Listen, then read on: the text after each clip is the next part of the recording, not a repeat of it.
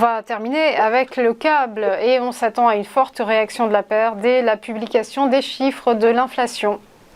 Oui, parce que la Banque d'Angleterre a mentionné explicitement dans ces minutes que son focus était sur les pressions inflationnistes persistantes, hein.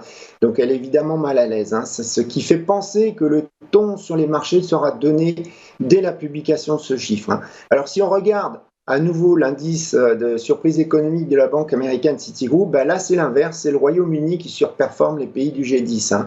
Alors je regardais depuis la chute du gouvernement éphémère de Liz Truss en septembre dernier, le câble est même la paire qui a le mieux performé avec plus 11% comparé donc aux devises du G7, hein.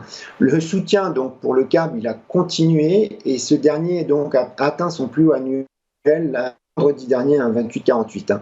Alors, ce qu'on voit aussi et auquel il faut faire attention, c'est que les gilts, ils ont monté fortement de 150 points de base la semaine dernière, hein.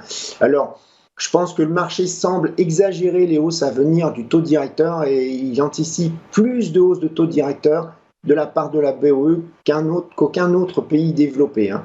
On peut donc penser que rien qu'un faible nombre de membres dissidents du MPC, donc le comité de politique monétaire, donc s'il y avait juste un faible nombre de membres dissidents du MPC en faveur de 50 points de base, ben ça risquerait de faire baisser la paire de devises, hein.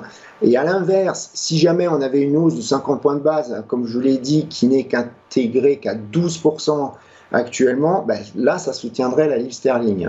Alors, côté analyse technique, comme support, on a un 27,50, c'est une résistance, enfin c'était une résistance, puis c'est devenu un support faible. Alors, ça date de 2020, hein, donc ça à prendre avec des pincettes.